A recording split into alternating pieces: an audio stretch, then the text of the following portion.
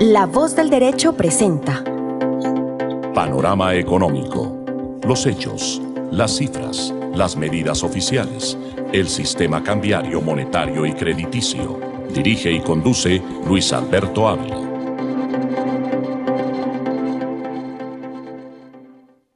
Bienvenidos a Panorama Económico con la dirección general del Dr. José Gregorio Hernández Galindo. Hoy vamos a acompañarles Jimena Charri desde Los Ángeles, en California, igualmente Alejandro Velandia, Luis Alberto Ávila en el Control Master, el ingeniero de sonido Luis Daza. Iniciamos con nuestro panorama internacional referente a tasas de interés. La Reserva Federal de los Estados Unidos ha subido 25 puntos, 75 puntos exactamente la tasa de interés. Entonces básicamente está pasando de 4.5 a 4.75. 25 puntos es exactamente el valor, el incremento de la tasa de interés por parte de la Reserva Federal. Jerome Powell ha planteado que se va a continuar con una política restrictiva durante algún tiempo y desde luego empezará nuevamente la etapa de descenso de estas tasas de interés, que es los ciclos que vive la economía global. Esto lo hemos vivido en muchas oportunidades, pero en esta particularmente ha sido un incremento importante de esta tasa 4,5 a 4,75. En esta decisión que toma la Reserva Federal, realmente no es igual a los anteriores incrementos de la tasa de interés, pero sin embargo, obviamente las distintas entidades internacionales empiezan a ver cómo crecerá la economía mundial para el año entrante o para el año 2023 inicialmente. Para unos estamos hablando de 2,5, 2,7, máximo hay otros pronósticos de la economía global de un crecimiento del 2,9 en este 2023. Vamos a ver cómo se comporta la economía norteamericana después de esta subida de tasas, porque, Alejandro, hay unas acciones, por ejemplo, que ante este incremento han tenido un descenso en su cotización. No sé cómo se comportan específicamente algunas de las acciones de tecnología en la bolsa, en el Dow Jones, cómo se comporta esta semana, porque esto va generando expectativas, y en esta semana particularmente ha habido una reacción negativa por parte de estas acciones en el mercado de valores. Sí, muy buenas tardes a todos los oyentes de nuestro programa Panorama Económico. Mis estimados colegas Luis Alberto Ávila, Jimena Charri, ingeniero de sonido Luis Daza y director José Gregorio Hernández Galindo. Estamos mirando precisamente el mercado de los Estados Unidos. Recordemos la bolsa del New York Stock Exchange en Wall Street. Miramos que hoy hay un comportamiento mixto. Miramos, por ejemplo, casos del Dow Jones. Recordemos que el Dow Jones agrupa a las 30 industriales más importantes dentro del mercado en la bolsa de valores. Vemos que hoy tiene un cierre de los 33.895 puntos y hoy tiene un cambio levemente a la baja del 0.50%. Hablando vamos ya más adelante a hablar de la subida de tasas de la Reserva de los Estados Unidos por parte de su presidente Jerome Powell. Y vemos el Standard & Poor's, que es el segundo índice más importante en la bolsa. Este está subiendo hoy levemente el 0.97% y cerrando en los 4.158 puntos. En bolsas internacionales vemos al DAX alemán hoy sí subiendo fuerte, o diría que rebotando, porque obviamente Europa viene en temas de problemas porque está tomando malas políticas a nivel económico y de comercio, ¿no? Esto es lo que tiene que ver, por ejemplo, Alemania, que hablamos que el indicador DAX alemán es de la bolsa de Frankfurt y obviamente afecta directamente no solo la economía de Alemania, sino la eurozona, porque recordemos que Alemania es el protagonista más importante a nivel de eurozona. No solo tenía un balance comercial siempre con superávit, o sea, ¿qué quería decir esto? Que siempre exportaba más de lo que importaba. Entonces eran unas finanzas no solo a nivel nacional, sino también fiscales de empresas, muy saludables, ¿no? Con la pelea con Ucrania y que obviamente el canciller alemán Olaf Scholz se ve presionado por Joe Biden a estar sancionando a Rusia y a estar dividiéndose con Rusia. Vamos a informarle también a los oyentes que estos eran tanto Rusia y Alemania, eran dos socios comerciales muy importantes, profesor Luis Alberto. Sí, ¿Por qué? En gas. Mire, gracias a Rusia fue que Alemania llegó a ser muy competitivo y muchos van a decir, ¿pero por qué? porque resulta, profesor Luis Alberto, que el gas y el petróleo que llegaba a Alemania a través de los oleoductos venía a un costo que estaba por debajo del mercado. Al llegar el energético en un costo por debajo del mercado, obviamente en las empresas, en la producción, en la industria, en los hogares, pues el consumo es más bajo. Al ser más bajo, obviamente se les agranda el margen de competitividad a nivel financiero. O sea, ¿qué quiere decir esto? Más ganancias, más utilidades y mejor eficiencia financiera en el tema de materias primas. Pero mirando el DAX alemán, recordábamos, hoy sube 2.16% y cierra en los 15.509 puntos. En caso de bolsas en Asia, de las más importantes, vemos al Nikkei de Japón, hoy subiendo levemente el 0.20% y cerrando en los 27.402. Este sí caso es excepcional. Tanto Alemania y Japón eran dos de los países punta a nivel global, a nivel de crecimiento, desarrollo, industria, pero recordemos que Japón sí se ralentizó su economía y hace 3 décadas, profesor Luis Alberto, no crece. No solo se quedó en la década perdida de los 90, sino también las últimas 2 décadas viene decreciendo. Y hay un tercer problema que si no lo arreglan, los japoneses son muy cerrados con el tema de migración, pero ya están viendo que si no hacen lo que Alemania hace, de estar abriendo puertas, obviamente su economía puede decrecer. Colapsar. Y Jimena, en los Estados Unidos, ¿cómo se ve ahí en Los Ángeles el tema de empleo? Porque según el reporte de Jerome Powell, el presidente de la Reserva Federal, realmente hay un buen comportamiento de la demanda de mano de obra. Y eso pues ha generado pues que haya incremento de salarios. Y a su turno eso, como la Reserva Federal en los Estados Unidos responde por 2 variables fundamentales. Responde por la tasa de interés y responde por el pleno empleo. Inflación. Algo por el pleno empleo, o sea, algo que en Colombia se va a tratar de implementar porque es necesario, o sea, que las 2 variables que son fundamentales. Mire, si no hay pleno empleo, ¿cómo podemos tener un margen o un porcentaje alto de la población cotizando? O sea, en el sistema contributivo de salud o en el sistema contributivo de pensiones. Si la persona no trabaja, no puede cotizar a estos 2 sistemas. Entonces, si la población, cuando se hizo el sistema de salud en los años 90, se pensaba que el 60% iban a ser del sistema contributivos y el 40% subsidiados. Resulta que esa ecuación se invirtió y ahora el 60% está en la informalidad, no pueden pagar salud, no pueden pagar pensiones. Obviamente no hay una acumulación de capital, esas personas no están produciendo y no están cotizando. Y el sistema como tal se debilita, porque si la mayoría de gente está subsidiada con recursos del Estado, pues naturalmente los recursos no alcanzan. Y por eso es tan importante que los bancos centrales en el mundo no solamente respondan por la inflación, que es una variable importante, claro. Contener los precios, tener estabilidad en los precios es fundamental para que la gente tenga o mantenga su capacidad de compra. Pero por otro lado, si no hay unas políticas de fomento, o sea, que el Estado genere las condiciones para que la inversión privada, para que el mismo Estado, no es excluyente, el Estado puede generar trabajo también directamente, pero lo no más es lo aconsejable, ¿no? Lo importante es que se combinen las estrategias, o sea, que llegue mucha inversión local, extranjera, regional, que genere nuevos proyectos, que haya innovación, como lo vamos a ver más adelante. Y profesor, perdón, que genere superávit, porque modelos de superávit. La otra diferencia que hay es que mientras en Estados Unidos hay empresarios con innovación, tecnología, en las plataformas de alto desarrollo de trabajo, de investigación, aquí tenemos empresas o empresarios dedicados a cooptar recursos del Estado y pues a tener altas rentabilidades sin hacer ningún tipo de innovación. Porque que no es malo, ¿no? No es que siempre sea malo, siempre y cuando obviamente se implante también lo que usted dice. Si no hay valor y obviamente agregado, es beneficio para todos, ¿no? Claro, si no hay hasta valor para agregado, el mismo. sí, claro, si no hay valor agregado y las utilidades se van para construir canchas de golf, para hacer centros recreativos y no para invertir en salud. Por eso es que, diéramos, en el Vox Populi, en la generalidad, se estaba presentando pues esa alternativa, que el sistema de salud debe captar los recursos para utilizarlos exclusivamente en la salud. Así es. Ese es el reto que se está viviendo, que sí es más o menos ahora lo que plantea el ministro de Educación, que anteriormente fue ministro de Salud, que si realmente, pues obviamente las EPS prestan un servicio. Lo que plantea la ministra como la pasamos en el programa anterior, la ministra Carolina Corcho, es que definitivamente no se puede hacer un pasamanos. Yo le entrego una plata a Jimena para que Jimena se la entregue a Alejandro y Jimena por eso gana unas comisiones muy altas y Jimena no presta el servicio. Simplemente ser un filtro intermediador, sí, no más. más. Que presta servicio son las IPS, las IPS. Entonces, esa intermediación es la que se quiere. Expliquémosle por favor al oyente, profesor, para que lo entienda rápido y sencillo. EPS, ¿qué es?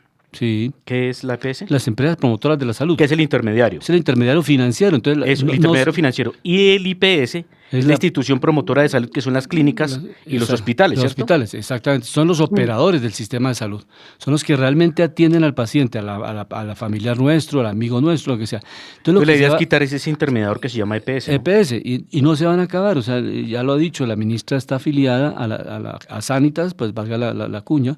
Pues Sanitas es una empresa a la cual también yo estoy afiliado, es buena. Y tuvo hace poco, pues, todo el hackeo que se ha vivido, el ataque cibernético que le tumbaron la plataforma, y ahora tenemos que eso lo debemos denunciar en los medios de comunicación, personas inescrupulosas que están llamando con esa información que se robaron, están llamando, y especialmente adultos mayores. Tengo el dato aquí de una empresa en la ciudad de Bogotá, que llaman a los adultos mayores y dicen: mire, usted está afiliado a un programa de salud preventiva, nosotros somos parte de la alianza estratégica con Sanitas. Resulta que son empresas piratas que tienen unos servicios médicos ahí de segunda y tercera y cuarta categoría, y llevan a mucho viejito engañado que es Sanitas, y son simplemente unas personas que le venden unas aromáticas, unas cosas ahí en frascos, que no se sabe si tienen Vima o no, pero realmente están primero con publicidad engañosa, primero, que es uno de los elementos del Estatuto del Consumidor, y segundo, pues obviamente vendiendo unos productos carísimos que no tienen ninguna, y tercero, que no están expidiendo factura electrónica, o sea, no están pagando impuestos. Entonces, por esa razón, vamos a ver si en la Confederación Colombiana de Consumidores y en la Superintendencia de Industria y Comercio, porque no solamente lo vamos a dar en los medios, sino vamos a llevarlo a la Superintendencia de Industria y Comercio para que estas empresas no abusen de eso, porque uno pasa por esos consultorios y hay 10, 15 personas engañadas que son, esa empresa es parte de Sanitas, y es que sencillamente le robaron la información y están utilizando la base de datos de esos afiliados, llamándolos. Entonces dice: señor Alejandro Velandia, usted está afiliado a Sanitas y nosotros somos una alianza estratégica con Sanitas y lo esperamos aquí en el consultorio gratis para ofrecerle un servicio, y resulta que a mucha gente, pues pensando que son Sanitas, y allá le sacan 2 millones de pesos por unos productos que no tienen ni siquiera INVIMA. Entonces, eso es importante señalarlo, y por eso, Jimena, quería preguntarle cómo está la situación allá de ingresos, de salarios, de empleo, porque según el secretario de la Reserva Federal, está la situación creciendo el empleo en los Estados Unidos. Claro que sí, muy buenas tardes para nuestros queridos oyentes, para nuestro equipo, nuestros invitados.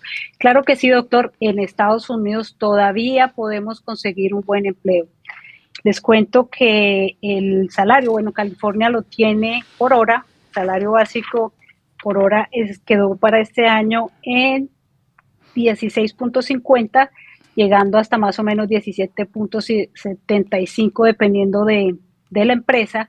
En California algo interesante, si ustedes van o están pensando en conseguir trabajo, lo importante acá es que consigan un trabajo de 8 horas, con eso su empleador le paga el seguro médico, porque si son menos de 8 horas le toca a usted pagarse su seguro, y lo mencionaba en algún programa, los seguros van desde $400 por mes, por persona. Entonces, acá los seguros son bastante costosos, pero si logran vincularse en una empresa 8 horas al día, esa empresa les garantiza que les paga el seguro, les da el plan de retiro, que es el K401, que es como el plan de retiro, como es como la pensión. Entonces ellos hacen una contribución. Les cuento también que acá, a diferencia del sistema de pensión en Estados Unidos, acá el dinero se deposita en determinadas empresas, la que uno escoja, y usted nunca podrá tocar este dinero hasta que cumpla con el tiempo pactado. Entonces, cuando ustedes se van a afiliar a un sistema de pensión, llamémoslo para entenderlo en Colombia, le preguntan que a qué edad se piensa retirar. Entonces, dependiendo de la edad que usted diga, ellos le dan una proyección del dinero que debe juntar para ese momento. Si ustedes, por ejemplo, tienen alguna emergencia de cualquier índole, si solicitan ese dinero, la empresa que está manejándoles el fondo les quita alrededor del 30%. Perdón, Jimena, o sea, estamos hablando de su dinero. Estamos hablando de pensiones, ¿cierto? Sí. De pensión, sí. O sea, hay una multa del 30% si lo llegas a retirar. Exactamente, porque ese dinero no tiene impuesto. Está libre de Cuando impuestos, ponemos claro. ese dinero para la pensión, no tiene impuesto. Y ustedes saben que acá se paga impuesto por absolutamente todo. Entonces, esa es como la penalidad que tienes donde uno se retira o donde uno diga, ¿sabe qué? Yo no me voy a retirar a los 60, me voy a retirar a los 50. Entonces le quitan un porcentaje. Como quien dice, lo que no pagó de impuesto, pues termina usted pagándolo en esa forma. Sí. Entonces, les cuento adicional que acá en California, me imagino que han escuchado estos tiroteos que han habido a comienzos de año, pues les cuento que ya han habido 10 tiroteos en California, específicamente acá en Los Ángeles, de los cuales 28 personas han muerto. Entonces el gobernador Gavin Newsom, él está trabajando en un proyecto de ley para generar nuevas restricciones con el tema de porte de armas, y entre ellos está el que no sea 18 años, la persona que porte un arma, sino sea 21 años desde 21 años.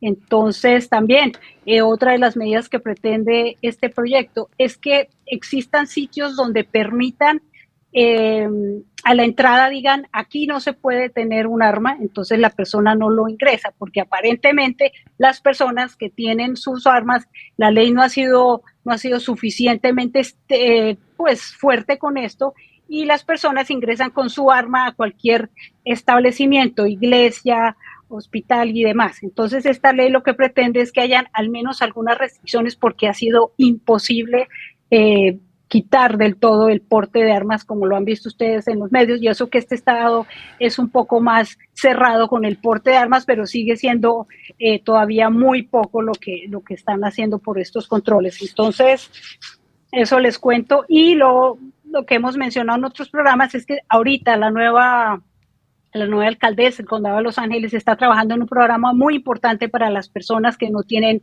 vivienda, los que llamamos los habitantes de calle. Los homeless, como ¿no? lo mencionaban, los homeless, sí señor. Pero en este caso, acá lo que se busca es tener un sitio provisional en el cual pues puedan quedarse, puedan vivir, pero también que les enseñen algún oficio. Les cuento también que las personas que viven acá en la calle, por lo general, son personas que tienen problemas mentales o por abuso de sustancias, que es diferente en Colombia, ¿no? En Colombia es otro fenómeno, pero acá en Estados Unidos, especialmente en Los Ángeles, son personas que tienen problemas de drogadicción y a su vez generan también problemas mentales. Entonces este programa arranca ahorita con esta alcaldesa demócrata. Hay mucha fe por parte de la comunidad latina en todas las acciones que ella prometió, y les recuerdo que el 26% de las personas habitantes de calle en Los Ángeles son latinos. Y en Brasil también pues se mantiene la tasa de interés. El Banco Central de Brasil, el Comité de Finanzas de este Banco Central, básicamente mantuvo la tasa de interés en 13,75. Es pues obviamente una posibilidad de que por lo menos ya no empiezan a incrementarse tanto las tasas de interés, empieza una etapa de estabilidad, y más adelante, si las condiciones mejoran, pues empezará un descenso pues leve, pero poco a poco empezarán nuevamente a bajar. Ese es por lo menos lo que en materia de política monetaria les podemos comentar, tanto lo que hizo la Reserva Federal y también la decisión que toma el Comité de Finanzas del Banco Central de Brasil. Sí, es importante haciendo un recuerdo de las tasas de interés a nivel global, de lo más importante, y ya vamos precisamente a tocar otra vez el análisis de Brasil. Recordemos que la Reserva Federal subió la tasa del 4,50 al 4,75 y subió 25 puntos básicos. Ya la subida fue mucho menor de lo que la venía subiendo, ¿no? Por eso el mercado pues ha estado más estable y menos volátil. Recordemos que la próxima revisión por parte de Jerome Powell y la mesa directiva de la Reserva Federal es para el 22 de marzo, para que los inversionistas y los oyentes lo tengan en cuenta. 22 de marzo. En el caso del Banco Central Europeo, la tasa está en el 3% y su próxima revisión es el 2 de febrero. O sea que es hoy. Sí, El tema del Banco Central del Reino Unido, 4%, Suiza, 1%, Canadá, 4,50%, Japón, Banco Central de Japón, menos 0,10%. Recordábamos que Japón pues tiene una economía que ya está muy delicada. El tema de Rusia, Japón se está armando otra vez, profesor Luis Alberto, ya está teniendo junto con Alemania, y pues el planeta entero está viendo esto con mucho recelo, nuevos planes de aumentar el gasto y el presupuesto militar. Como si estuvieran en temporadas de preparándose a la guerra, ¿no? Delicado esto. Y esto por lo que tiene que ver con las tensiones en el tema de China, con el mar meridional de China, con la posición de fuerza de China y la posición geoestratégica que ya está teniendo en la zona.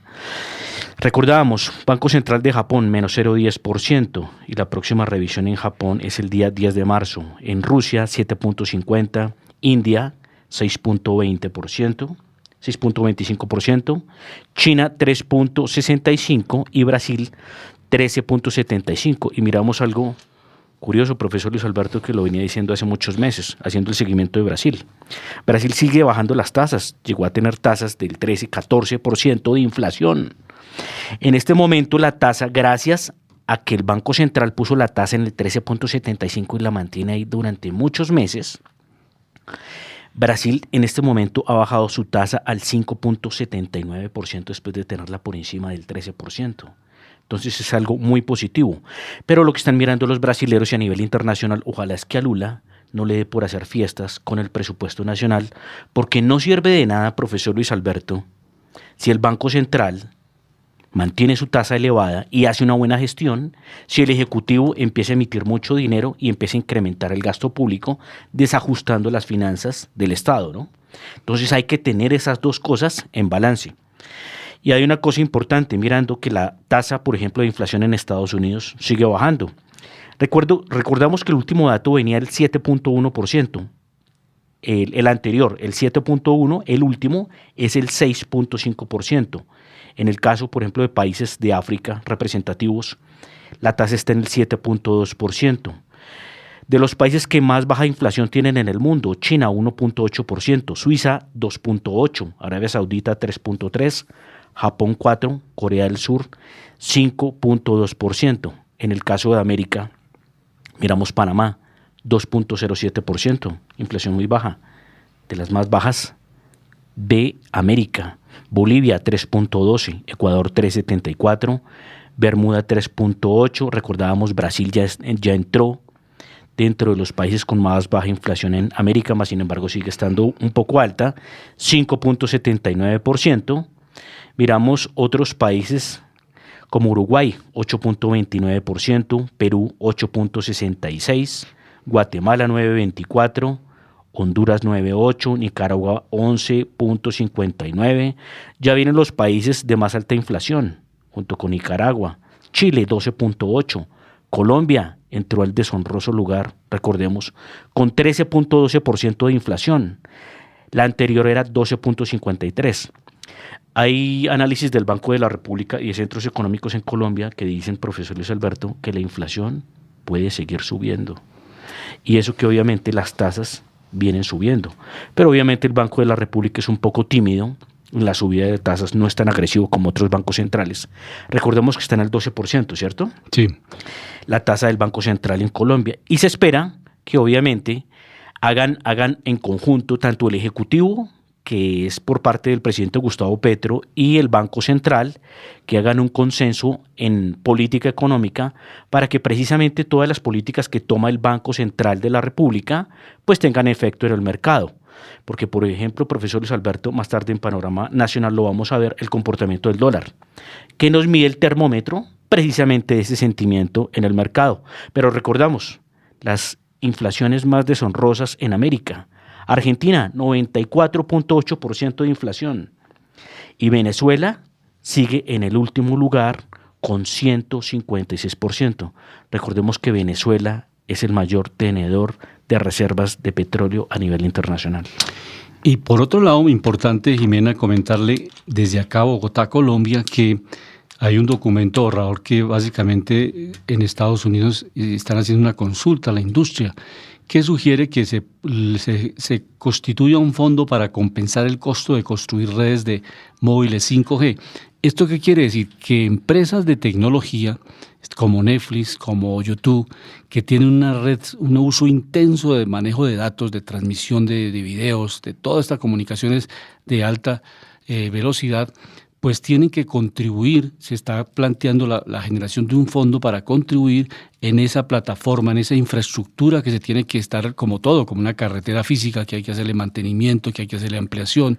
Entonces, estas plataformas, estas redes, pues no, las empresas de telefonía pues están diciendo, ellos que también usan la red, que ayuden también a invertir en ese fondo. Así como AT&T, empresas como AT&T y Cisco Systems. Exactamente. Más o menos, que son los que manejan el hardware. Que manejan ese tipo de... Aparte de redes. De redes, entonces que participen en ese fondo y contribuyan para que obviamente también salgan beneficiadas empresas como Telefónica, todas las empresas de comunicaciones que usan la red, pero no en la intensidad que está haciéndolo las plataformas que hacen. Pues, no hay que ser y eso es positivo, que todos los actores entren al mercado. ¿Para qué?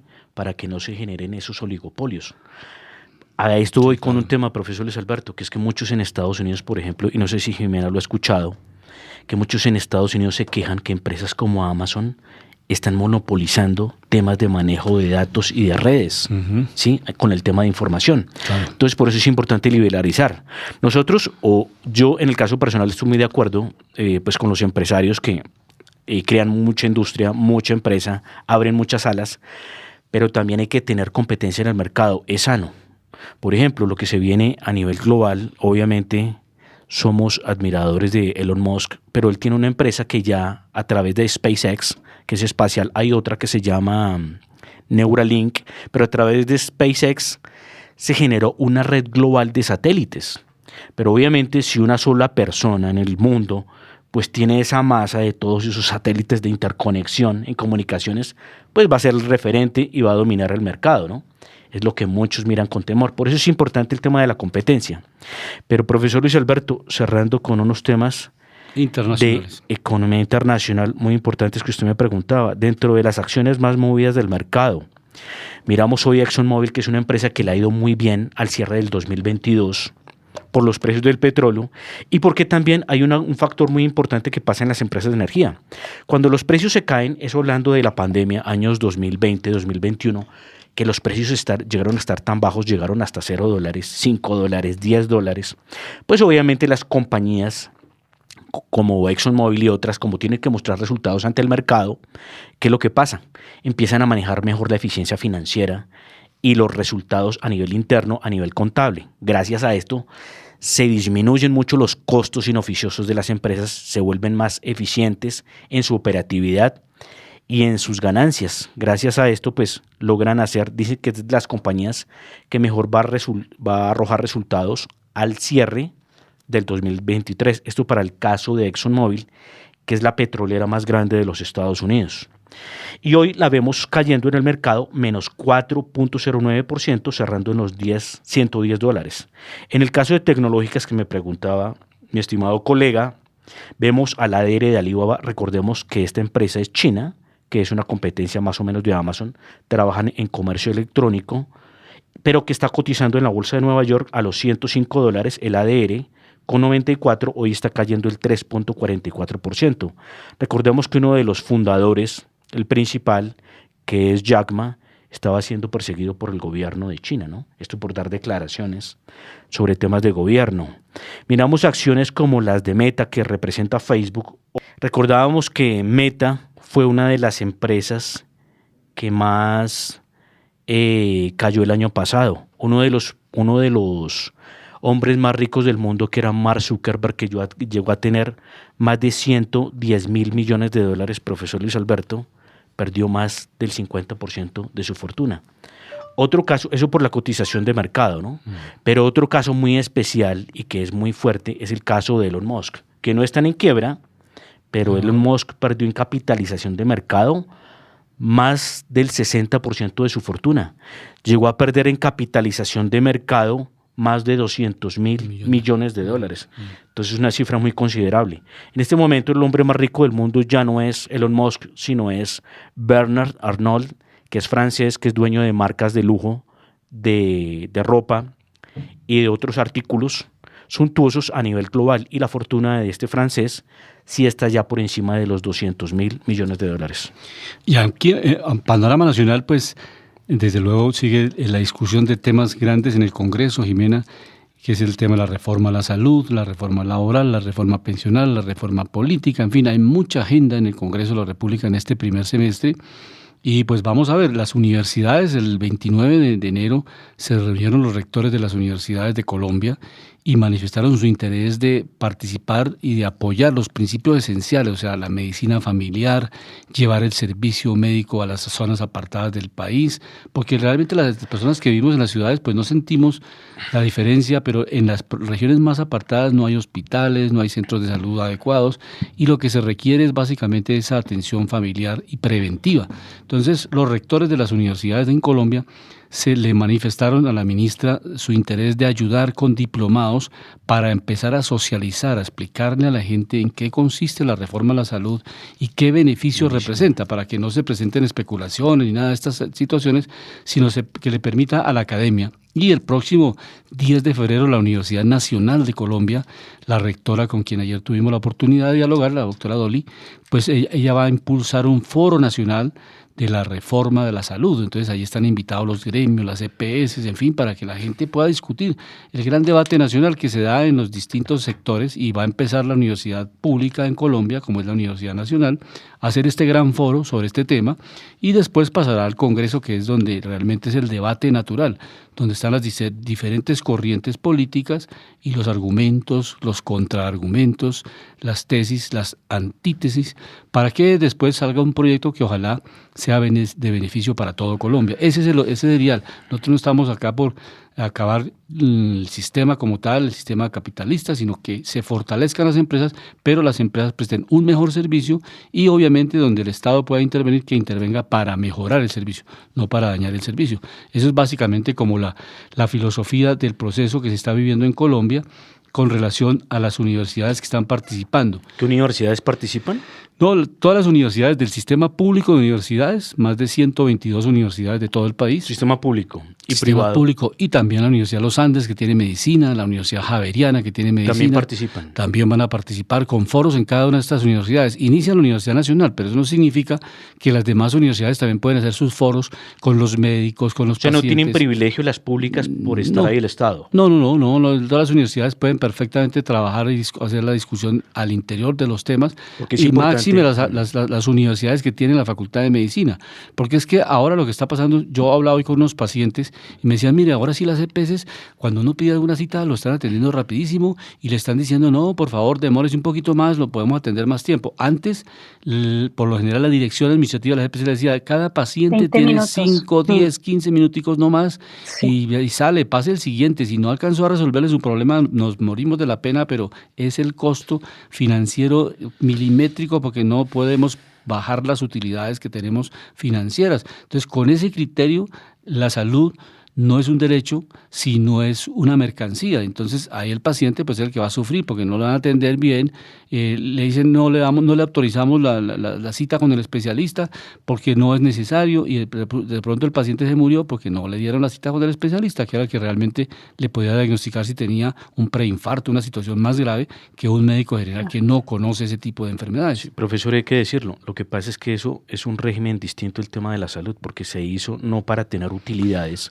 ni para tener ganancias, sino precisamente es como un tema de ayuda al ser humano, ¿cierto? Claro. O sea, cuando se constituyó ese tema de las EPS, de las IPS, lo que se trata de ver ahí es que eso no se vuelve un negocio de intermediación, ¿cierto? Correcto. En eso estamos claros. Sí, señor. Lo que se trata de ver es que sea algo de auxilio para el ser humano, pero que no tenga ese carácter de generación de grandes ganancias y utilidades, porque ellos no lo pueden tener.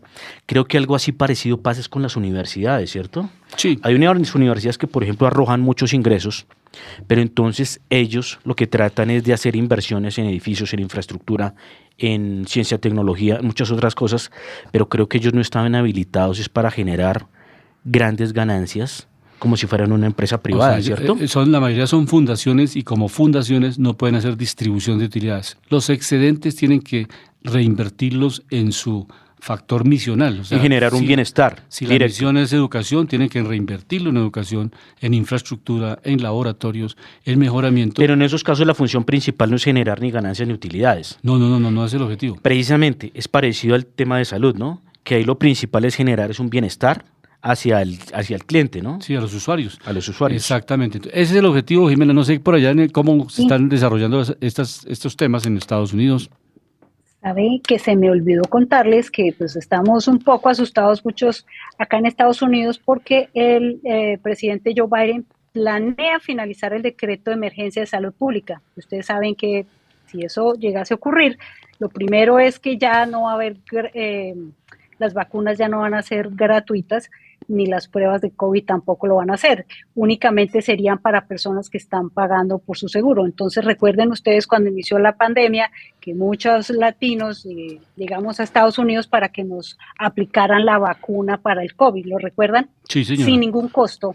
Entonces se imaginan ahorita, igual recuerden que Estados Unidos también mandó muchísimas vacunas a otros países para ayudar con la vacunación mundial. Entonces, si esto llegase a ocurrir, muchos latinos tendrían acá inconveniente para acceder a estos servicios de salud y en muchos casos por no tener ingresos y no tener reporte de ellos, pues no podrían tener atención médica por ejemplo, una hospitalización derivada del COVID.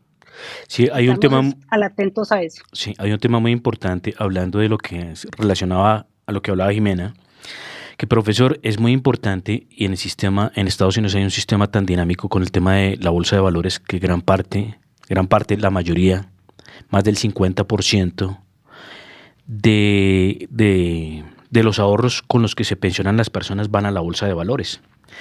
Y hoy vemos, por ejemplo, empresas que son muy ganadoras a nivel de mercado, empresas que son muy fuertes a nivel ya global. Por ejemplo, miramos a Tesla, hoy tiene un alza. Estas alzas no son tan frecuentes, ¿no?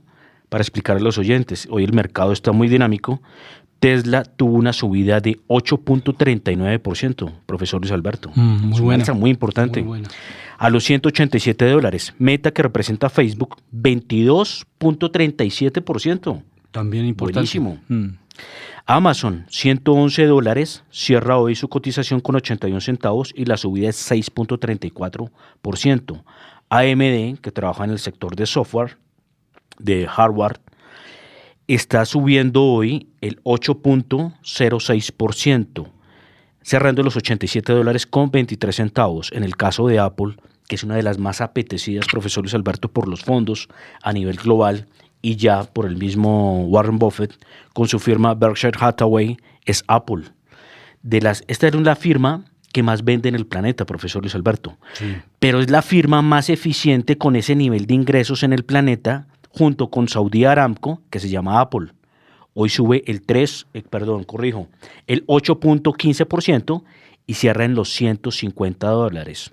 Nvidia, que trabaja también en el tecnología, con hardware, $214 cierra hoy, con subida del 2.60%, y Microsoft cerrando con $262 su acción y subiendo hoy también fuerte el 8.71%. Entonces, hoy el mercado del Nasdaq, el gran ganador del día, se lleva, creo que, la medalla de oro por esas subidas tan importantes. Esto dentro. Sí. Tengo una pregunta. Esta es una pregunta que nos llegó hace algunos días.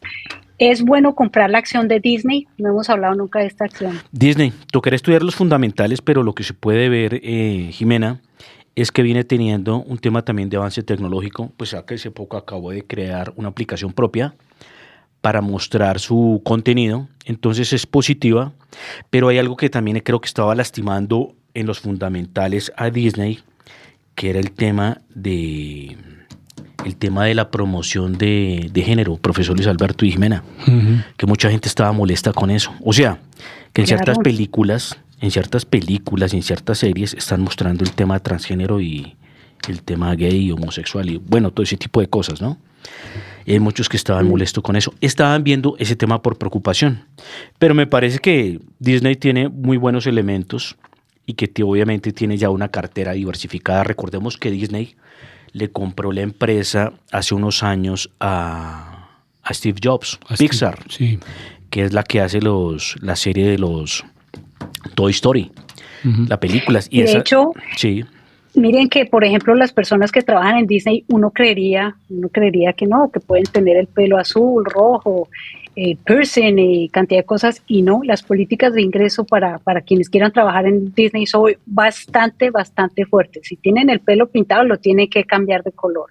Entonces uno, digamos, la imagen que podría uno pensar es que es muy open mind, muy abierto, pero no, las políticas internas que tienen ellos son bastante fuertes. No pueden tener el celular a la mano, no pueden tener los Apple Watch, los relojes, no pueden tener tatuajes. Entonces sí, eso está muy de la mano de lo que acabas de mencionar, de la última película, donde había una escena específicamente que ha sido muy controvertida en todo el mundo por una escena en particular. Sí, claro, es muy importante, y hay que ver otra cosa, que Estados Unidos, hay una cosa que tiene muy buena, que es de las cosas que más me gusta de Estados Unidos, porque soy de los más afiliados con amor a ese país por muchas cosas que nos ha dado, es que cuidan mucho la política corporativa y cuidan mucho, no sé si lo ha visto Jimena, el servicio al cliente con precisamente sus usuarios, con sus clientes, los cuidan mucho. El servicio es muy bueno, o sea, de las mejores cosas que tiene Estados Unidos es la política corporativa, entonces sí es algo a aplaudir. Pero profesor Luis Alberto y Jimena, vamos a hablar de algo que es importante para Colombia. Estamos en Panorama Nacional. El petróleo WTI viene cayendo, sigue cayendo. Cierra en $75.83, profesor Luis Alberto. Hoy cae menos el 0.76%. Recordemos, profesor Luis, que Colombia el año pasado llegó a tener precios de petróleo Brent y WTI 120, 125 dólares, 115, 110, y eso nos ayuda precisamente a tener unas finanzas fiscales muy sanas, y muchos economistas están hablando que gran parte del componente a nivel fiscal nacional es la fuerza, la minería y el petróleo, gas, y también obviamente a que gracias a Colombia, que es el mayor tenedor de acciones de Ecopetrol, 88%, pues obviamente tenemos unos ingresos fiscales que fluctúan del 20 al 25%. Entonces es positivo. En el caso del Brent, miramos, la subida también es, la caída también sigue cayendo, la caída es leve, menos 0.94%, y cierra en los $82.05. Y en el caso del gas natural, también sigue bajando. Hoy los energéticos, en contravía de las tecnológicas, vienen cayendo, aunque levemente, menos 0.53%. Y refugios, profesor Luis Alberto y Jimena, a nivel global, refugios de capital, de estabilidad económica. Vemos al oro, $1.926, que la tendencia venía al alza, hoy cae menos el 0.87%, y la plata, que también cae hoy 0.41%, y cierra en los $23.51. Estos datos son fundamentales para Colombia, puesto que el segundo renglón de la economía de exportaciones es carbón, gas y petróleo. En este tema vamos a escuchar inicialmente al presidente que ya en marzo pues entrega el cargo, Felipe Bayón, presidente de Ecopetrol, y su concepto sobre los efectos de la reforma tributaria en el sector energético. Escuchemos a Felipe Bayón, como les comento, presidente de Ecopetrol. Con su equipo, con los vices también del ministerio. La reforma final, el impacto que estamos viendo es significativamente menor de lo que inicialmente habíamos previsto. Ahorita que reportemos resultados el próximo mes, tendremos oportunidad de contar cómo estamos viendo. Nosotros la tasa efectiva de tributación va a subir, estamos terminando de hacer los cálculos, pero el próximo mes pues ya podremos mostrarlo. Nosotros también estamos convencidos, si estamos haciendo más utilidades, si nosotros estamos atravesando épocas buenas, pues claramente no hay ningún problema en pagar más impuestos y que esos impuestos ayuden a cerrar muchas de las brechas que tiene el país. Esta es una visión social, ¿no? Una visión de solidaridad. O sea, si hay más ganancias, pues ellos están también dispuestos a participar de ese ponqué. Pero cuando en la medida que el precio del petróleo baje, pues naturalmente no se puede extraer recursos donde no hay unas sobreganancias, unas utilidades importantes. Pero escuchemos la otra parte, es el fracking. Perdón, un pequeño comentario en esa parte que es financiera. Recordemos que hay que felicitar a Felipe Bayón porque fue uno de los artífices de bajar los costos de producción de Ecopetrol. Y recordamos que la nación tiene el 88% de Ecopetrol. Sí. Entonces, obviamente, el presidente, al bajar los costos de producción, incrementa las ganancias y las utilidades de la empresa, que ganan los accionistas, que pues son muchos, no solo institucionales, sino inversionistas naturales, que son el ciudadano de a pie en Colombia, que este año van a recibir, profesor Luis Alberto, unos importantes dividendos. Entonces es muy bueno, hablando de inteligencia financiera, diversificación de activos, es interesante. Pero hay otra cosa también que hay que felicitar y también hacer un llamado al gobierno, al presidente Petro, a la junta directiva, donde está Saúl Catán y muchos otros. Saúl Catán obviamente es un hombre de empresa, pero que también, ya que está con Gustavo Petro, le decimos, háblele al oído a Petro y explíquele cómo tiene que también funcionar una empresa de carácter mixto para que genere más utilidades y dividendos. Pero hay una cosa final que quería comentarla, profesor Luis, que me parece injusto. ¿Cómo es posible que si a un sector le va muy bien, le va a decir el gobierno, oiga, qué pena, a usted le fue muy bien, entonces le va a cobrar más impuestos? A mí me parece que eso es un factor de riesgo jurídico, de deslealtad con el sistema económico, de que eso no se debe hacer y eso no se puede hacer. Sí, ya quedó contemplado en la reforma tributaria. Pero desde un principio económico eso no se debería hacer. No, pero ya es un ejemplo, hecho. profesor, usted vio, por ejemplo, la subida hoy de las tecnológicas. Sí. ¿Qué tal Biden a salir a decir que porque a las tecnológicas les fue muy bien, entonces les vamos a incrementar los impuestos 20% o 10%, 5%? Tiene que pasarle una reforma tributaria y que se convierta en ley, Sí, porque no puede al vaivén de los precios ir cambiando los impuestos. Profesor, pero ya en la reforma tributaria, como lo dice el presidente de Ecopetrol, Felipe Bayón, él reconoce que en la reforma tributaria ya quedó un impuesto que si sube el barril de petróleo por encima de los $95, pues obviamente hay una participación mayor para el Estado colombiano. ¿Es 95? Sí, 95. Entonces, de tal manera que no es cuando esté el precio bajo que se va a participar. Entonces, ya es una aceptación de los pero también que cuando hayan mercado. precios altos, la empresa también esté libre de esos beneficios. Porque es como si el profesor Luis Alberto tiene una compañía, ¿sí? Este año su equipo fue muy juicioso en sacar buenos resultados y yo como gobierno le voy a decir, oiga, qué pena, usted tuvo muchas ganancias, usted me paga más impuestos porque usted está ganando mucho. Pero escuchemos al presidente de Ecopetrol hablando de dos temas claves. Uno, el descalabro, porque para algunos críticos ha sido un descalabro la inversión en fracking en Estados Unidos porque no ha generado el retorno, la rentabilidad que se esperaba. Él argumenta que sí, evidentemente se han tenido resultados y que la pandemia fue uno de los factores que frenó un poco la dinámica del desarrollo de estos proyectos de fracking en Estados Unidos.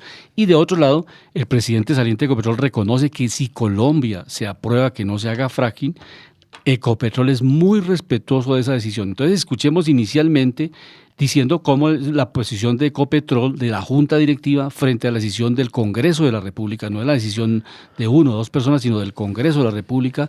Si no aprueban el fracking, dice que Ecopetrol respetará eso y que acelerará la transición energética para tener otros recursos, como lo ha planteado también con el tema de ISA y las nuevas inversiones que han realizado. Entonces, escuchemos inicialmente el tema del fracking y la posición de Ecopetrol con su presidente, Felipe Bayón. Si el gobierno decide y el Congreso deciden que no hay fracking en Colombia, Ecopetrol no hará fracking. Sin embargo, pues, ¿qué está permitiendo a Ecopetrol? No solo producción y reservas, sino utilidad y también que las cuentas de Ecopetrol sean cuentas sólidas. Hoy Ecopetrol, entre dividendos, entre impuestos y regalías, puede ser el 10% del presupuesto nacional. Son recursos que se requieren para un montón de cosas, para cerrar brechas, para la inversión social que se está planeando y que se está haciendo. Entonces, hay que tener, yo creo, estos negocios funcionando, hay que hacerlos de manera bien, como les decía, con una baja intensidad de carbono, con reutilización y recirculación del agua, con políticas desde el punto de vista operativo que permitan esa descarbonización y seguir avanzando en transiciones, que son dos cosas que no van peleando entre ellas, son cosas que van complementándose. Y Colombia, y en particular Ecopetrol, pues es donde yo estoy y lo que más conozco, ha avanzado muchísimo en este terreno. Y escuchemos en relación a las inversiones que hicieron Ecopetrol en fracking en los Estados Unidos y pues obviamente sustentando que tiene un buen evita, tiene un buen retorno y que les ha ido bien, a diferencia de las críticas que le han hecho porque allá dicen que no se ha recuperado esa inversión. Escuchemos al presidente Felipe Bayón de Ecopetrol. Convencionales empezó a operar en noviembre del 2019. Hoy en día pues vamos para 3 años larguitos ya. Es la operación más rentable que tiene la compañía. Las inversiones se pagan de manera muy rápida, pues no puedo divulgar resultados todavía porque estamos cerrando el año, pero le digo, es la operación más rentable, inclusive es la operación que tiene la menor huella de carbono, entre 7 y 8 kilogramos de CO2 por barril producido, que tiene recirculación o reutilización en economía circular del agua, es una operación que está produciendo más de 85.000 barriles, o sea, para nada escalable. ¿Qué sucedió? Pues que tuvimos algo que se llamó el COVID o la pandemia en la mitad, donde no solo esa operación, sino operaciones a nivel general. En Colombia tuvimos que bajar las cargas de las refinerías de manera dramática porque pues, estábamos todos guardados, no se consumía tanta gasolina, tanto diésel, tanto jet. Entonces, para nada un descalabro. Yo le digo a muchas de las personas que me invitaban o me citaban a los debates en el Congreso, con mucho gusto voy hoy a mostrarles cómo está ese negocio, que ha sido un negocio muy bueno, nos ha permitido aprender muchas cosas. Entonces, para nada un descalabro, y pues tendremos oportunidad próximamente de mostrar las cifras. Con EBITDA, utilidades, tiene el margen EBITDA más alto en todo el grupo. En Estados Unidos, petróleo y gas viene el fracking. Entonces, eso va a tomar un tiempo, los hidrocarburos se van a requerir todavía. ¿Qué tenemos que hacer? Acelerar la transición, meter renovables, hacer captura de CO2, meter hidrógeno. Pero cosas como el fracking se van a seguir produciendo hacia adelante. Hemos tenido ese debate, sobre todo en el Congreso, pero por fuera muy posiblemente sí. Y ante Profesor, la pregunta que hacíamos sobre el Parque Solar del Huila, que es un proyecto que desarrolló Ecopetrol, es bien interesante escuchar al presidente sobre este tema, el parque y los nuevos proyectos de hidrógeno que se están diseñando en alianza estratégica con inversionistas de la Unión Europea. Escuchemos al presidente un y pequeño hacemos el comentario.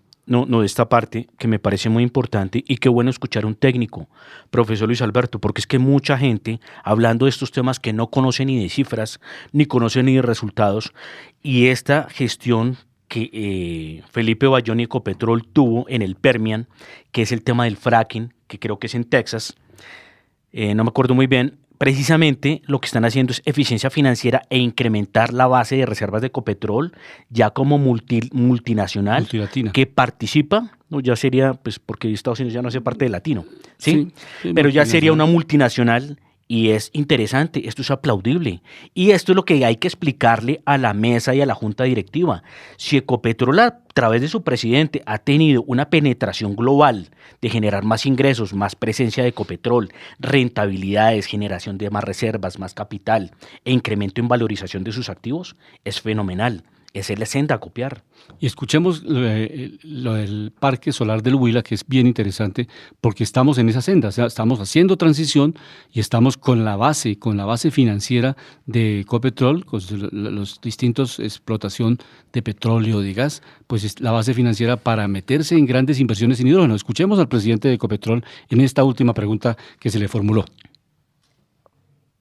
El año pasado, más utilidad en ese año, en esos 9 meses que en todo el año anterior. Estamos terminando las cifras, los números y eso lo reportaremos en el próximo mes, en el mes de marzo. Si usted lo mira desde el punto de vista de producción, subimos la producción otra vez a niveles de prepandemia. Capacidad de refinación, ampliamos la refinería de Cartagena de 150.000 a 200.000 barriles. Estamos avanzando en transición. El viernes pasado en AIPEV, en el Huila, inauguramos un parque solar de 27 megavatios, ya vamos en 200 megavatios. Estamos avanzando en temas de hidrógeno. Precisamente yo regresé al país ayer, estuvimos hablando con nuestros socios en Europa para estos temas de inversión en proyectos de hidrógeno, que son proyectos grandes, que son proyectos relevantes a nivel mundial. Entonces, yo creo que la compañía queda desde el punto de vista operativo, desde el punto de vista de eficiencias, desde el punto de vista de seguridad industrial, la seguridad de los trabajadores, la seguridad de los procesos, queda muy bien, con una hoja de ruta al 2040 y pues uno podrá ajustar, uno podrá modular y acelerar algunas cosas, pero yo me voy tranquilo de haber dejado la compañía NISA, una compañía de transmisión que tiene más de 50.000 kilómetros en el continente. Y una de las prioridades de este gobierno y de los gobiernos regionales es la interconexión eléctrica, por ponerle un tema. O en esta nueva división que es de las soluciones de bajas emisiones, donde tenemos gas, donde tenemos hidrógeno, captura de carbono, renovables, estamos avanzando de manera decidida. Al 2040, estos dos negocios deben ser la mitad. Si uno mira el valor de la compañía, la mitad del valor de la compañía. Entonces le veo muchísimo futuro. Habiendo dicho eso, los colombianos requieren todavía gasolina, diésel, jet, insumos petroquímicos, el mismo gas, y Ecopetrol pues va a seguir suministrándolos también, ¿no? Hay algo muy importante que quiero decir. La verdad duele, es triste, que el gobierno de Gustavo Petro, la junta directiva, saquen a una persona, porque se lo sacaron o lo hicieron ir. Una persona que dirige una compañía como Ecopetrol, con esos resultados, recordemos que el último ejercicio fiscal anual de Ecopetrol fueron de utilidades 16.7 billones. A nivel internacional, profesor Luis Alberto, haciendo un paralelo, que esta información es muy importante para que los oyentes entiendan y las personas que están vinculadas a esta emisora lo entiendan. Una compañía con este nivel de ventas a nivel global, ¿sabe cuánto gana un presidente por los resultados? Puede estar ganándose 10, 20 millones de dólares, mínimo unos 5 millones de dólares. Esto, sí, como la empresa es de carácter mixto, estos son el tipo de personas y el tipo de líderes que tiene el país, que necesitan ser arropados, queridos, cuidados, porque cuidan y generan valor en el país, profesor Luis Alberto. Son técnicos, son generadores de valor, cuidan precisamente la riqueza nacional. Entonces es importante nosotros, como medio de comunicación, hacer lo respectivo y tener la conciencia del que bien hace la tarea merece, y también no ser cuidado, sino que también merece muchas cosas en el resultado.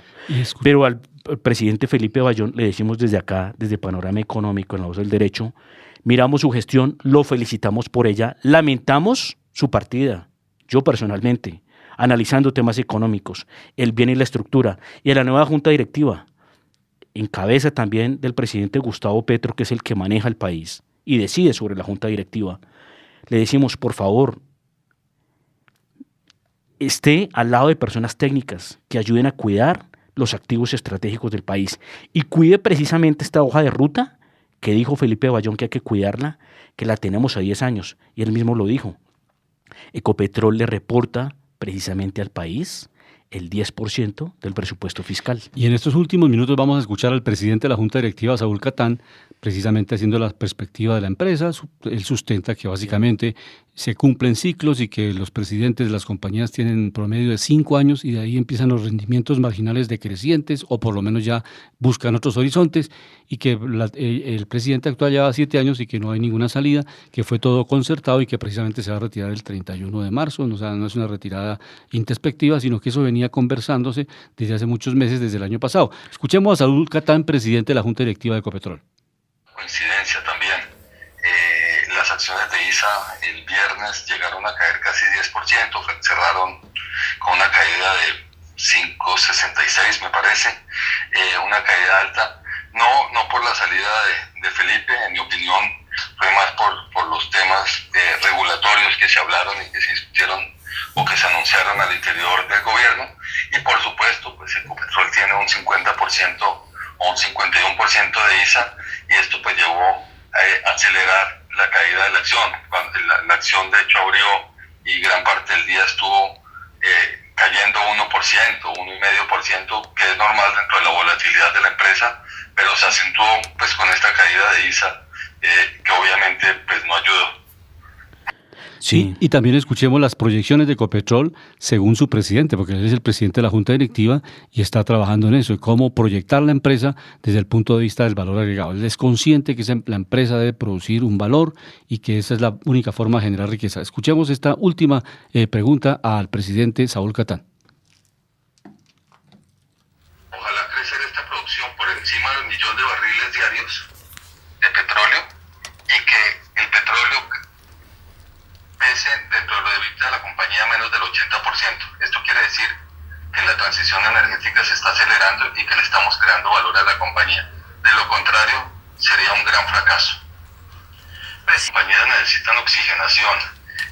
Está, digamos, demostrado, no en Ecopetrol, porque aquí de cierta manera politizamos ciertas decisiones, pero a nivel mundial, cuando uno ve las compañías más grandes del mundo, las compañías del Standard & Poor's, las 500 más grandes de Estados Unidos, uno ve que el promedio que tienen los presidentes dentro de las compañías son 7 años.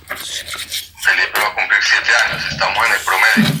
Y cuando uno ve los estudios de universidades tan serias como Harvard, uno se da cuenta de lo mismo. Ellos dicen, el ideal de un presidente en una compañía está entre 6 y 8 años. Después se empieza a generar comodidad dentro de la administración y los resultados no son los mismos. Yo creo que el manejo que se le ha dado a la compañía son excelentes.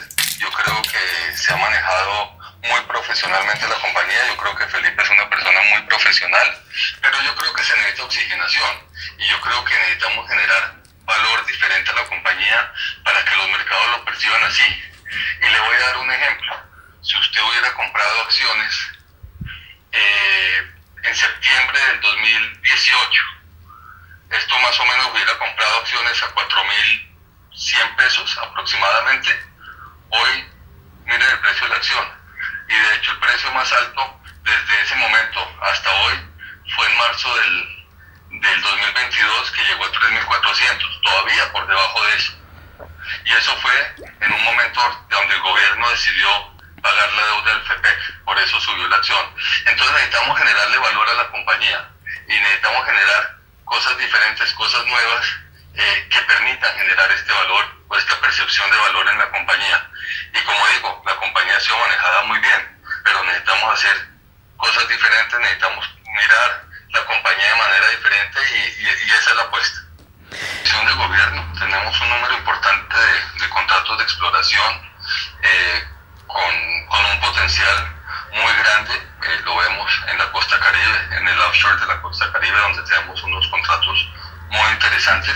Sin embargo, yo lo dije anteriormente, hace unos meses, y lo sigo repitiendo, yo creo que el gobierno no está completa o no puede estar completamente cerrado a los contratos de exploración. Debemos de revisar, o se deben de revisar por parte de ellos y hacer los estudios que corresponden, como lo ha hecho el ministro de Hacienda, y en ese momento, de acuerdo a las necesidades, pues debemos de abrir o no abrir la exploración en Colombia. En este momento sí. No tenemos previsto absolutamente nada, no lo necesitamos, pero por otro lado pues hay unas sanciones de la OFAC que son muy complejas para la empresa y no podríamos tomar ese riesgo de ninguna manera. De hecho, es un poco lo mismo que hizo Chevron o que han hecho. Sí, hay algo muy importante, profesor Luis Alberto, y obviamente respetamos también a Saúl Catán, que es el presidente de la Junta Directiva. Ya lo conocíamos, creo que estuvimos en un evento los tres, precisamente el empresario del año, cuando él estaba dirigiendo la ETB, que se hicieron cosas interesantes, obviamente el tema de tecnología, pero yo también le hago un llamado a Saúl Catán y es con mucho respeto. Si hay algo que es muy brillante, y eso lo saben los economistas y los empresarios de la vieja, la nueva escuela, cuando hay un producto que es muy rentable, en el que se viene trabajando eficiencia, que es la fortaleza de la compañía, hay que cuidarlo. Lo que dijo Felipe Ballén es muy cierto. El hecho de que Ecopetrol siga explorando, desarrollando, estando en la cadena de valor del petróleo, del gas, eso no impide que por el otro lado se vaya a invertir en nuevas tecnologías, pero no hay que taponarle la vía para que Ecopetrol siga creciendo en el tema de exploración, desarrollo de pozos de gas natural y de petróleo. Colombia, a través de la compra de ISA, puede ser un referente latinoamericano y de América en la venta de energía. ¿Qué tal si a Ecopetrol le dan el permiso de meterse con el carbón y se pone a tener termoeléctricas, a vender más energía a través de ISA? Genial, fenomenal. Profesor Luis Alberto, los alemanes, hace poco Olaf Scholz estaba aquí en Argentina y en otros países de Latinoamérica mirando si le venden litio, carbón, petróleo, gas. Es importante. Y si nosotros cuidamos esa canasta, es maravilloso. Pero hay otra cosa, profesor Luis Alberto, que es llamar a la conciencia. Al que hace bien la tarea, hay que felicitarlo y darle su premio. Y por favor, sí, claro, que hay que tener ciclos, pero cuando alguien es muy bueno, no se puede sacar. Hay que complementarlo con un equipo, si se quiere más fuerte, pero el que es bueno, hay que premiarlo. Sí, vamos a ver, en el siguiente programa seguiremos analizando muchos temas en el tema energético, en el tema salud, en el tema pensional, bastante la agenda para este año. Jimena, muy amable por su presencia en Panorama Económico. Muchísimas gracias, nos vemos entonces la semana entrante. Llegamos al final. Y unas últimas palabras. Sí, llegamos al final. Obviamente el tema es tan importante, sí, es tan dinámico, que la verdad este tema del petróleo, de Ecopetrol, merece hasta otro programa. Sí, no, y están los actores, que es el presidente de Ecopetrol, el presidente de la Junta Directiva, o sea, la gente que está tomando las decisiones en este momento por la empresa. Y que esto afecta a todos los habitantes de Colombia. De acuerdo. Los afecta directa o indirectamente. Llegamos al final de Panorama Económico, nos escuchamos la próxima semana con la dirección general del doctor José Gregorio Hernández Galindo. Estuvimos hoy Jimena Charri, Alejandro Velandia, Alberto Ávila y en el Control Master el ingeniero de sonido Luis Daza. Hasta pronto. La Voz del Derecho presentó Panorama Económico. Los hechos, las cifras, las medidas oficiales, el sistema cambiario, monetario y crediticio, la agricultura, la industria, en La Voz del Derecho.